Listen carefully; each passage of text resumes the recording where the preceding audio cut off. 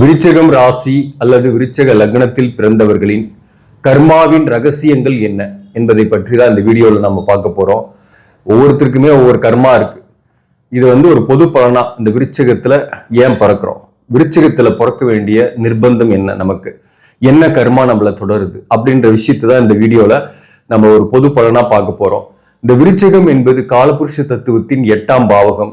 இந்த வீட்டின் அதிபதி செவ்வாய் பகவான்.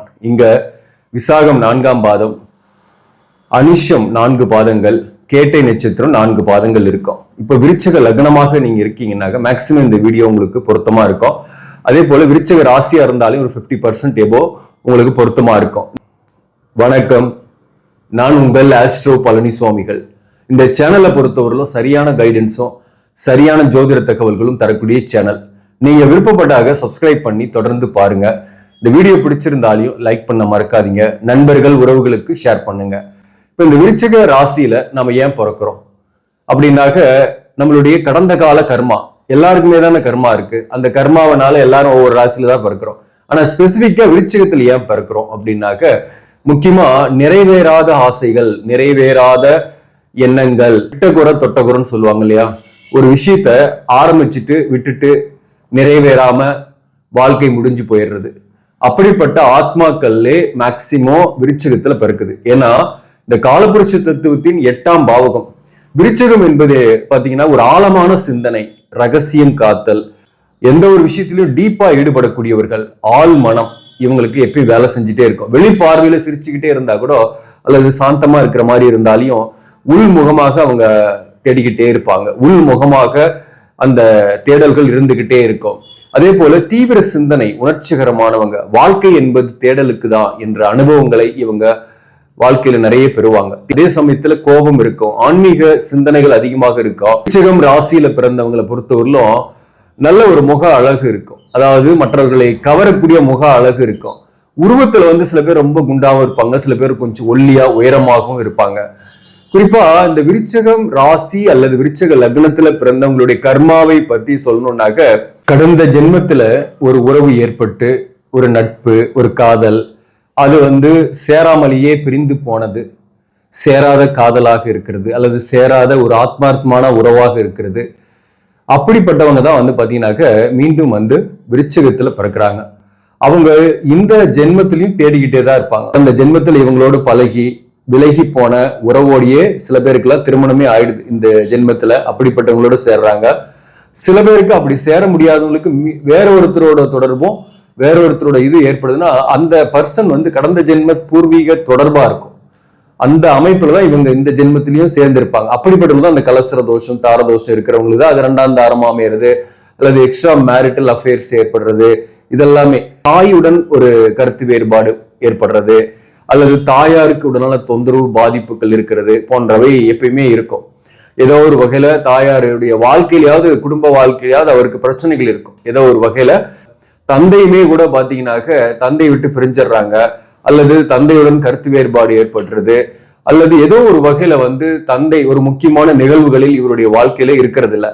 தந்தை பிரிந்த பின்புதான் இவருக்கும் ஒரு முக்கியமான நிகழ்வுகள், கல்யாணம், வீடு வாங்குறது, முன்னேற்றம், வேலை கிடைக்கிறது, இந்த மாதிரியான விஷயங்களும் ஏற்படுது. சோ இந்த மாதிரி சில பேருக்கு இந்த மாதிரி விருச்சிகத்துல பிறந்தவங்களுக்கு பெற்றோர்களின் ஆதரவு குறைவாக இருந்தாலும் தன் முயற்சி உடையவர்கள், எதிலும் தீவிர சிந்தனை உடையவர்கள், தீவிர முயற்சி உடையவர்கள். அதனால இவங்க அதிர்ஷ்டசாலிகள்.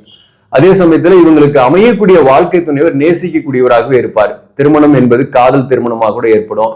சில பேருக்கு காதல் ஏற்பட்டு டீப்பா பழகி அது கட்டாயிட்டு அதுக்கப்புறம் வேற ஒருத்தரோட திரும்பவும் ஒரு காதலோ அல்லது கல்யாணம் பண்ணிட்டு பின்னாடி கூட ஒரு காதலான ஒரு தம்பதியர்களாக இருக்கக்கூடிய சூழ்நிலையும் ஏற்படும். இந்த விருச்சிகத்துல பிறந்தவங்களுக்கு திருமணத்தை தாண்டி சில பேருக்கு சில உறவுகளும் ஏற்பட்டுடுது. எல்லாருக்குன்னு சொல்ல முடியாது. மேக்சிமம் பாத்தீங்கன்னாக்க விருச்சிக ராசியில பிறந்தவங்க, இந்த கேட்டை நட்சத்திரம், அனுஷ நட்சத்திரத்தில் பிறந்தவர்களுக்கு திருமணத்தை தாண்டிய ஒரு நட்போ ஒரு உறவோ ஏற்படுது. பொதுவாகவே ஆண் பெண் பேதமின்றி பழகக்கூடியவர்கள், கேஷுவலா பழகுவாங்க, ஒரு நட்பை எதிர்பார்ப்பாங்க, ஆழமான அன்பை எதிர்பார்ப்பாங்க. அதே சமயத்துல துரோகத்தை விரும்ப மாட்டார்கள். அதே சமயத்துல இவங்களுக்கு நல்ல ஒரு வாழ்க்கை துணைவரே அமைந்தா கூட ஒரு நல்ல நண்பன், ஒரு நல்ல ஒரு நேசிக்கக்கூடிய ஒரு பர்சனும் ஏற்படுறதுக்கு இவங்களுக்கு மேக்சிமம் வாய்ப்பு உண்டு. நான் சொன்ன இந்த நட்சத்திரத்தில் பிறந்தவர்களுக்கு அப்படிப்பட்டவங்களால இவங்களுக்கு நன்மை ஏற்படுதா அப்படின்னா அதுலயுமே பாதிக்கப்படுறாங்க. கடந்த காலங்கள்ல நிறையவே வந்து அந்த உறவுகளால் பாதிக்கப்பட்டிருப்பாங்க. பாத்தீங்கன்னா பிரிந்திருப்பாங்க, அல்லது ஏமாற்றி இருப்பாங்க, அல்லது இவங்களை விட்டு விலகி போயிருக்கு அந்த உறவு, அல்லது இவங்க வந்து விலகி வந்திருப்பாங்க. சோ அந்த மாதிரி அனுஷ நட்சத்திரத்தில் பிறந்தவங்களுக்கு இது ஏற்பட்டிருக்கு, கேட்டை நட்சத்திரத்தில் பிறந்தவங்களுக்கு ஏற்பட்டிருக்கு. கடந்த 2-3 வருஷத்துல ஒரு உறவால் பாதிக்கப்பட்டிருப்பாங்க, பிரிந்து போயிருக்கோம், ஒரு உறவு அறிமுகமாகி ஆதாயத்தை பெற்றுக்கொண்டு விலகி போயிருப்பாங்க. சோ அது வந்து ஒரு எதிர்ப்பாளினரா இருக்கிறதுக்கான வாய்ப்புகள் தான் அதிகம். அது நட்பா இருக்கலாம், அல்லது காதலா இருக்கலாம், அல்லது திருமணத்துக்கு மீறிய ஒரு ரிலேஷன்ஷிப்பா கூட அமைந்து அது போயிருக்கலாம். ஆனாலும் ஒரு ஏக்கங்கள் இருக்கும். அந்த உறவு போனாலையும் அவங்க மேல குறை சொல்ல முடியாது. அந்த உறவை நினைத்து கொண்டு இருக்கக்கூடிய சூழ்நிலையும் வந்து விருச்சிகத்தில் இருப்பவர்களுக்கு இருக்கும். விருச்சிக ராசியில பிறந்தவங்களுக்கு கோபம் இருக்கும், குணமும் இருக்கும். மற்றவங்களுக்கு தான தர்மம் செய்யக்கூடியவர்கள், உதவக்கூடியவர்கள், தங்கிட்ட இல்லைன்னா கூட கொடுத்துருவாங்க. அதே போல சகோதரர்களை ரொம்ப நேசிக்கக்கூடியவர்கள், சகோதரர்கள் நல்லா இருக்கட்டும் அப்படின்னு நினைப்பாங்க. ஆனா சகோதரர் வகையில வந்து இவங்களுக்கு பிரச்சனைகள் தான் இருக்கும். பூர்வீக சொத்துல பிரச்சனை, சகோதரர்கள் வழியிலையும் இவங்களுக்கு பெரிய நன்மைகள் இல்லாத சூழ்நிலைகள் தான் இருக்கும். இவங்க எல்லா வகையிலுமே தன் முயற்சியோடய வாழக்கூடிய சூழ்நிலை இருக்கும். பிள்ளைகளை பொறுத்தவரையிலும் இவங்களுக்கு நிறைய பாசம் வைப்பாங்க, பிள்ளைங்க மேல அன்பு காட்டுவாங்க. அதே போல பிள்ளைங்களை கண்டிப்புடனும் வளர்த்துவாங்க. அந்த பிள்ளைகளால ஆதாயங்கள் உண்டு, பிள்ளைகள் நேசிக்கக்கூடியவராக வருவாங்க. விருச்சிகத்துக்கு 7ஆம் பாவகம் சுக்கிரனோட வீடு ரிஷபம்.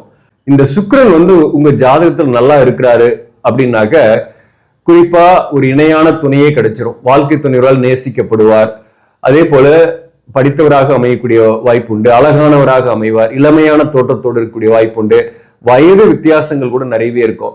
ஒன்னு விருச்சிகத்துல பிறந்தவங்களுக்கு வயது அதிகமா இருந்து அதை விட கொஞ்சம் வயது குறைவான வாழ்க்கை துணைவரை அடையக்கூடிய வாய்ப்பு உண்டு.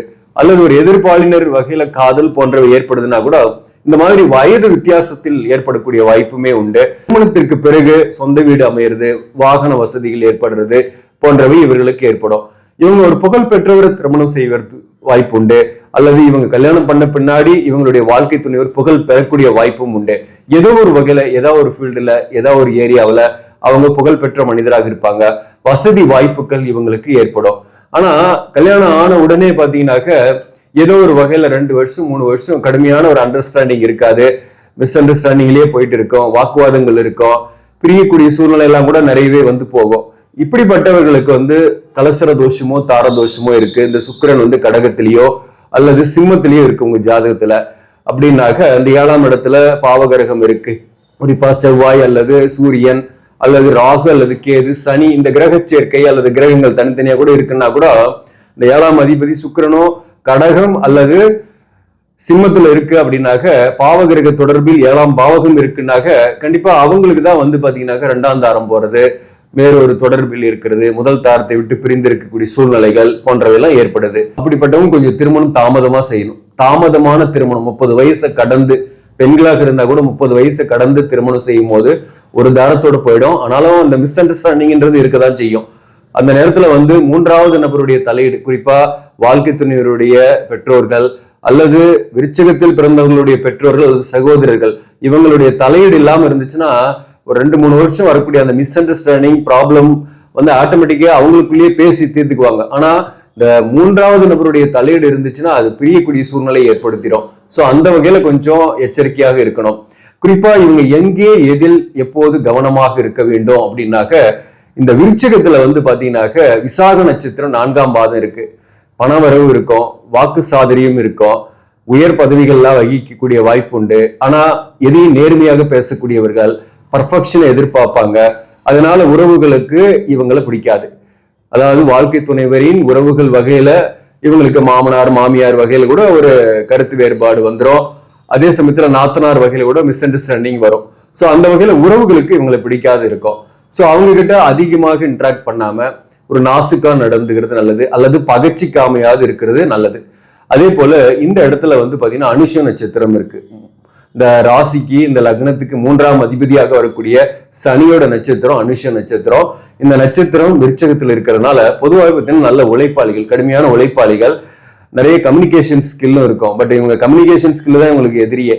நிறைய விஷயத்த இவங்க ஸ்ப்ரெட் பண்ணுவாங்க, எல்லாருக்கிட்டையும் நல்லா பேசணும் அப்படின்னு பழகுவாங்க. பட் என்னன்னா எல்லாருக்கும் உதவி செய்வாங்க. ஆனா யார் இவங்க கிட்ட உதவி வாங்கினாங்களோ அண்ட எல்லார்கள், அக்கம் பக்கம் இருக்கவங்க, நட்புகள் அல்லது வேலை பார்க்கக்கூடிய இடத்துல சக பணியாளர்கள், இவங்களே இவங்களுக்கு எதிரியா வந்துருவாங்க. அந்த இடத்துல வந்து இவங்களால அதை பீட் பண்ணவே முடியாது. ஒரு சில நேரங்கள்ல மறைமுக எதிரி நேர்முக எதிரிகளை மீட் கொண்டதுனால அந்த இடத்த விட்டு கூட இவங்க மூவ் பண்ணக்கூடிய சூழ்நிலை, வேலையில் இருந்தாங்கன்னா இடமாற்றம் ஏற்படுவோம், இவங்களே கூட டிரான்ஸ்ஃபர் வாங்கிட்டு போயிடுவாங்க. அதே சமயத்துல ஒரு வீட்டுல குடியிருக்கிறாங்கன்னா அந்த இடத்த கூட காலி பண்ணிக்கிட்டு வேற இடத்துக்கு மூவ் பண்ணிடுவாங்க. ஸோ அந்த வகையில கவனமா இருக்கணும். அதாவது மற்றவங்க கிட்ட, அந்த அயலார்கள், சக பணியாளர்கள் மற்றும் உறவுகள், இவங்க கிட்ட பேசும்போதும் அல்லது க்ளோஸா பழகாம இருக்கிறது நல்லது. அவங்க கிட்ட ஒரு டிஸ்டன்ஸ் வச்சுக்கணும். இப்போ க்ளோஸா போனாகவே பிரச்சனை தான். ரொம்ப விலகி போயிடவும் கூடாது பக்கம் இருக்கிறவங்க கிட்ட. அப்போ ஒரு டிஸ்டன்ஸ்லயே அவங்கள மெயின்டைன் பண்ணணும். அதாவது உறவாடாமல் பகச்சிக்கும் இல்லாமல் இருந்தாகவே பெட்டரா இருக்கும். அது ரொம்ப முக்கியம். 4ஆம் அதிபதியாக வரக்கூடியவரும் இந்த சனி தான். இந்த சனியோட நட்சத்திரம் இருக்கிறதுனால இந்த உடல்நல தொந்தரவு கொஞ்சம் இருக்கும். வயிறு சம்பந்தமான பிரச்சனைகள், கேஸ்ட்ரிக் ப்ராப்ளம், மூட்டுக்கள் வலி, தைராய்டு ப்ராப்ளம், ரத்த சோகை, ரத்த சம்பந்தமான பிரச்சனைகள், இதெல்லாம் கூட இவங்களுக்கு ஏற்படுறதுக்கு வாய்ப்பு உண்டு. பெண்களாக இருக்காங்கன்னாக்க கர்ப்பப்பை வகையில சில பிரச்சனைகள் அல்லது ஒபிசிட்டி, இந்த மாதிரி ஏதாவது ஒரு பிரச்சனைகள் உங்களுக்கு ஏற்படுது. ஸோ அந்த வகையில உடல்நல விஷயத்துல கவனம் செலுத்திக்கணும். இவங்களுக்கு முக்கியமா நல்ல உணவுகளை சாப்பிட்டு வர்றது, பழைய உணவுகளை தவிர்த்துறது இவங்களுக்கு நன்மைகளை கொடுக்கும். மேலும் இங்க கேட்டை நட்சத்திரம் இருக்கு, புதனுடைய நட்சத்திரம், எட்டுக்குடியினுடைய நட்சத்திரம் இருக்குனால எதையும் முதல்ல இவங்க கிட்ட ஒரு விஷயத்த சொல்றாங்கன்னா ஒருத்தர் எதிர்மறையா பேசுவாங்க, ஆப்போசிட்டா பேசிடுவாங்க, அல்லது பட்டுன்னு வெளிப்படையா கோபத்துல ஏதாவதுன்னு சொல்லிடுவாங்க. அதனாலையும் புதிய நபர்கள் கூட இவங்களை ஒரு தவறா எண்றதுக்கு நிறைய சான்சஸ் இருக்கு. அப்போ புதிய நபர்கள் அறிமுகமாகும் போது கூட கவனமாக இருக்கணும். முக்கியமா காதல்ல இருக்கிறவங்க, நட்பு இப்பதான் புதிதாக அறிமுகமாயிருக்கு இவங்களுக்கெல்லாம், அதாவது சடனா பதில் சொல்லிடுறது, முகத்தில் அடித்தார் போல பதில் சொல்றது, வெளிப்படையா பேசுறது, அதனால முன்கோபத்தால சில பிரச்சனைகளை இவங்களே வாங்கிக்கிறாங்க. அதை குறைக்கிறது நல்லது. எதையும் நாசுக்காக ராஜதந்திரத்துடன் அணுகும் போது, உணர்ச்சி வசப்படாமல் அணுகும் போது நல்லது. அதே சமயத்தில் இவங்களுடைய பர்சனலா வெளியில யார்கிட்டையும் சொல்லவே மாட்டாங்க. அது எக்காரணம் கொண்டும் இவங்களோட குடும்பம் நடத்தக்கூடிய வாழ்க்கை துணைவர்கிட்ட கூட தன்னுடைய க்ளோஸ் பர்சனல்ல வெளியே சொல்ல மாட்டாங்க. அதே போல மற்றவங்களுடைய பர்சனல் இவங்க கிட்ட சொன்னீங்கன்னா அந்த பர்சனலை இவங்க மற்றவங்க கிட்ட சொல்லிடுவாங்க, ஸ்ப்ரெட் பண்ணிடுவாங்க. அதனால சில பிரச்சனைகளை தேவையில்லாம வாங்கி கொள்ளக்கூடிய சூழ்நிலை உண்டு. ஸோ அப்போ மற்றவர்களுடைய பர்சனலையும் நீங்க கேட்கவும் கேட்காதீங்க, மற்றவங்க கிட்ட சொல்லவும் சொல்லாதீங்க. தன்னுடைய பர்சனலை வாழ்க்கை துணைவர்கிட்ட சொல்லலாம். அதாவது சில நேரங்கள் அந்த சந்தேகத்தை நீக்கும் இருந்து இவங்களையே மேக்சிமம் நேசிக்கக்கூடிய ஒரு வாழ்க்கை துணைவர் வருவாங்க. ஆனாலும் இவங்களுக்கு அந்த வாழ்க்கை துணைவர் மேல சில சந்தேகங்களும் இருக்கும். அந்த சந்தேகத்தால கூட சில பிரச்சனைகள் வரும். குறிப்பா வாழ்க்கை துணைவர் மேல இவங்களுக்கே சந்தேகம், இவங்க வாழ்க்கை துணைவருக்கு வேற ஏதோ ஒரு அஃபைர் இருக்கோ, அல்லது அவங்கள அஃபைர்ல போயிடுவாங்களோ அப்படின்ற எதிர்கால பயத்தை நினைச்சு கூட கொஞ்சம் சந்தேகங்கள், சில பிரச்சனைகள் போன்றவையெல்லாம் இவங்க வாழ்க்கையில ஏற்படுது. அதை தவிர்த்துறது நல்லது இந்த விஷயத்துல. அதே போல இந்த புதனுடைய நட்சத்திரம் இங்க இருக்கிறதுனால லாப நோக்கோட செயல்படுவாங்க. ஒரு பொருளை கொடுக்குறோம், ஒரு பொருளை வாங்குறோம், லாபத்திற்கு விற்கணும், அந்த மாதிரியான பிசினஸ் மைண்டும் கொஞ்சம் இருக்கும் இவங்க கிட்ட. அப்போ விருச்சிகம் ராசி அல்லது விருச்சிக லக்னத்தில் பிறந்தவங்க தன்னுடைய கர்மாவை, தன்னுடைய கஷ்டத்தை குறைக்கிறதுக்கு இவங்க புதன் ஸ்தலம் திருவெண்காடு போயிட்டு வர்றது நன்மையை கொடுக்கும். புதன்கிழமையில திருவெண்காடு போயிட்டு புதன் பகவானுக்கு பாலபிஷேகம் செய்யலாம், அல்லது பச்சை நிறத்தில் அங்கவஸ்திரம் சாத்தி ஒரு அபிஷேகம் அர்ச்சனை செஞ்சுக்கிறது நல்லது. அதே போல படிக்கக்கூடிய பிள்ளைகளுக்கு ஆடை தானம், ஸ்டேஷனரி பொருட்கள் வாங்கி கொடுக்கறது, அதே போல உணவு தானம், இது மாதிரி செய்யும் போது இவங்களுடைய கர்மாவின் தாக்கங்கள் குறையுது. ஸோ பாதிப்பை குறைக்க, பாதிப்புடையவர்கள் இதை செய்யலாம்.